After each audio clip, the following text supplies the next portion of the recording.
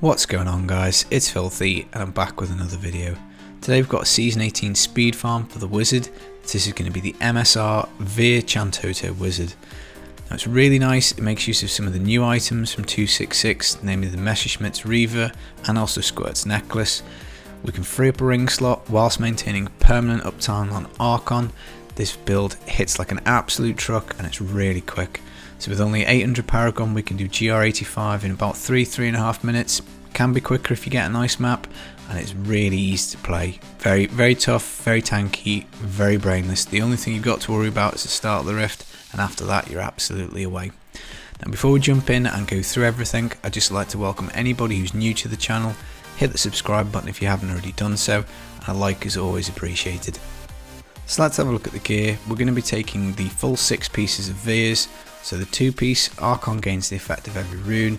This is great, it's extra damage and also it reduces the cooldown. 4-piece Vyrs will give us Archon stacks, increase our attack speed, armor and resistances, so more damage, more toughness. And then the 6-piece, we gain an Archon stack whenever we hit an enemy. Archon stacks now also reduce damage and increase damage. So basically you want as many Archon stacks as possible, they all equal more damage and more toughness. Now normally the way Archon works is you pop it and you'll then tag as many enemies as you can, and then you'll wait until your second Archon cycle normally before dealing damage. Now we're not actually going to do that, we're going to start dealing damage straight away. The reason for that is because we've got the Messerschmitt's Reaver in the cube.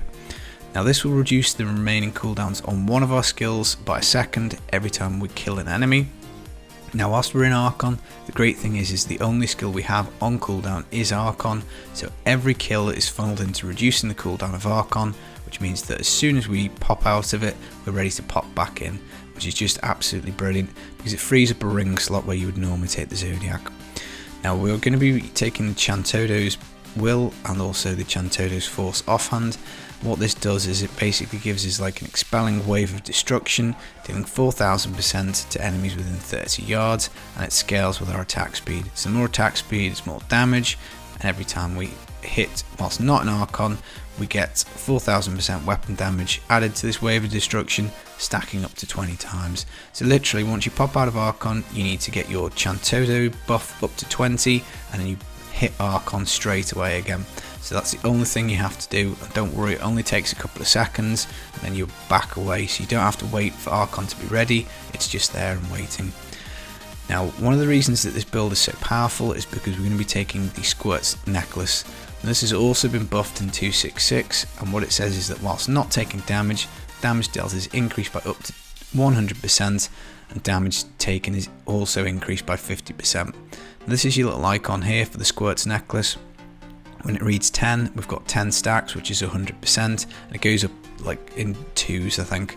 Now it comes back pretty quick if you do take damage, but we've got quite a lot of damage reduction and shields, so it doesn't really drop off. Now as well, with Archon, you've got your slow time bubble, so projectiles pretty much get frozen in that. Enemies get stunned and frozen when we hit them, so we really actually do keep this buff up quite a lot of the time. Now we're going to be taking a Fazula's Improbable Chain, fairly standard Vyrs item. We start with 50 stacks of Archon once we pop it. That's obviously really nice because it's more damage and more toughness. Ring wise, we've gone for the convention of elements to boost up our damage. Now this is actually really important because we do need to start killing with Archon on the first rotation. When this rolls around onto cold, which we'll explain why a little bit later, we'll get extra damage. This will allow us to kill enemies and get this Messerschmitt's Reaver bonus even on the first go of Archon, and because we're killing with Squirt's Necklace active, it's double damage, so the Archon stacks really pile up very quickly. Now we're also going to be taking a Unity. This is for extra toughness, and also the elite damage is quite nice because traditionally you would run this with the Compass Rose, so the Traveller's Pledge and Compass Rose, the Endless Walk set. So we've got the 50% damage reduction that set would provide. We've also got the 100% extra damage that it would give as well. So it's kind of like the best of both worlds. Provided we're not taking damage and this buff is up, we've now got both of the Endless Walk without actually having to trade between the two, and that's really powerful.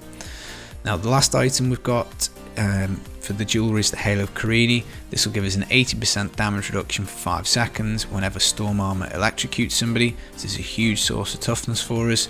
And then the Swami, Archon bonuses now last for 20 seconds after Archon expires. Now this is brilliant because it means that we carry all the toughness buffs that we accrued whilst in Archon, and it means that we can, generally speaking, keep the Squirt's necklace up, so that as soon as we pop Archon again, we just go back to God mode and absolutely wrecking everything, which is really nice. So let's have a look at the skills. Obviously we're going to be taking Archon. We're going to go for slow time because this is a cold build. The reason it's cold is because we're going to take Black Hole Absolute Zero. So the more enemies that we suck into our Black Hole and tag, it gives us more damage. So each enemy hit increases cold damage by 3% for 10 seconds. So obviously the more enemies you can tag with this, the better. 10 enemies is 30% damage.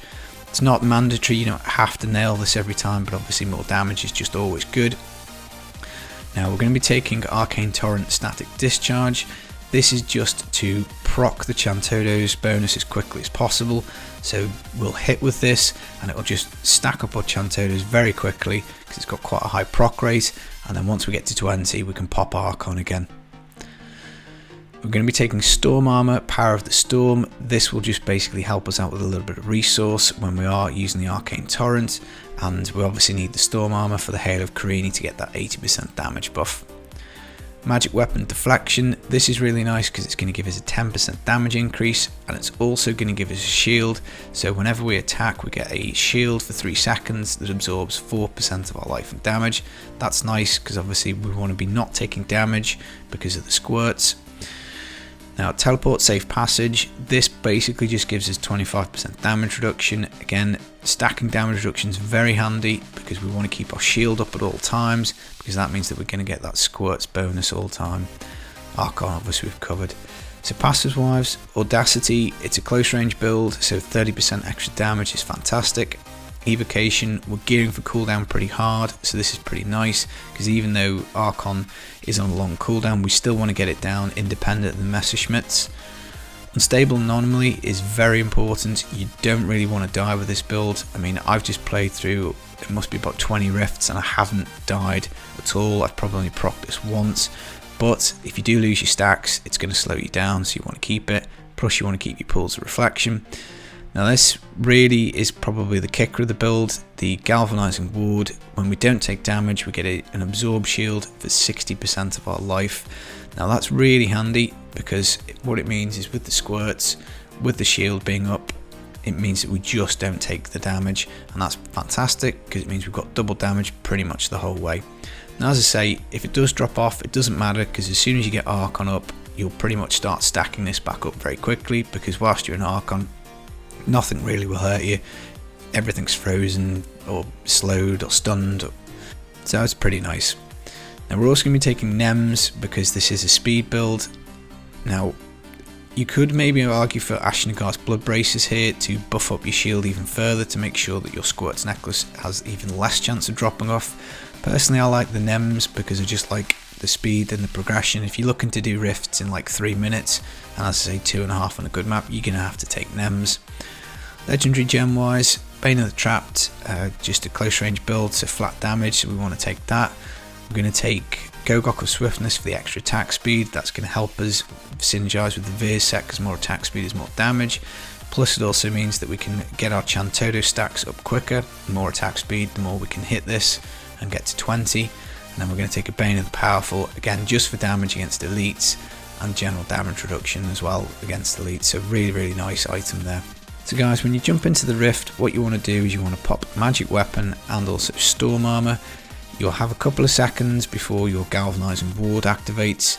Once that does, that's a really nice shield. You're then going to wait until you see any enemies. When you do, you're going to hit Archon. You're then going to pop your slow time bubble, and then you're going to basically try and look for trash and kill as many enemies and tag as many enemies as you can as quickly as possible. If you don't kill them, then obviously the Messerschmitt's Reaver isn't proccing, and then you're not going to get Archon back straight away. So you want to make sure that you're getting enough kills. So basically, first time round, if you do see yellows, you do see blues, try and avoid them. You want to kill trash, you want to get little enemies that have got low health, because an enemy kill is an enemy kill. It's just 1 second whether you kill the scrottiest little thing or whether you kill a juggernaut. It doesn't matter to the game, it's 1 second. Now once you've obviously completed your first Archon cycle, then that's it, you'll be in Ultra God mode and everything will just melt, and you'll generally keep your squirts up pretty much the whole way. So it's only the first one you can get into a little bit of trouble, but to be honest, because you've got so much cooldown in the build anyway, it's not too bad if you do make a mistake at the start. It's not completely detrimental, and with the damage reduction you've got, again, it's fairly fine. So in terms of stats, guys, I'll put a D3 planner link, but you're basically gearing for cooldown. So 55% is what I've got. It's really nice. It seems to work pretty well. Other than that, you want attack speed and then your general damage stuff. But as I say, there'll be a D3 planner link with all the bits in. So I'll leave you with the riff now. It's about 3 minutes. Paragon 800, GR85, it is really nice, and I do think that if you actually played for a season and got yourself up to 800 Paragon, you'd probably have better gear than this anyway. You know, like my one's pretty crap, for instance, and a couple of the pieces aren't ancient anyway.